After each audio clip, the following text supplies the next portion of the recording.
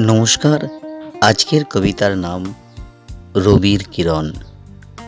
লেখা পাঠে গোপাল দাস। রবির কিরণ ছড়িয়ে আছে বিশ্বভুবন জগৎ জুড়ে, বেঁচে থাকার শক্তি যোগায় জীবনের সকল দিক দিগন্তে। সবাই যখন পথ হারায়, নতুন পথের খোঁজে দিশেহারা, তখন রবির আলো দেখায় পথ জীবনের সঠিক স্থানে ঠিকানায়। রবির আলো ভীষণ ভালো, সকল জটিলতা কাটিয়ে দেখায় পথ।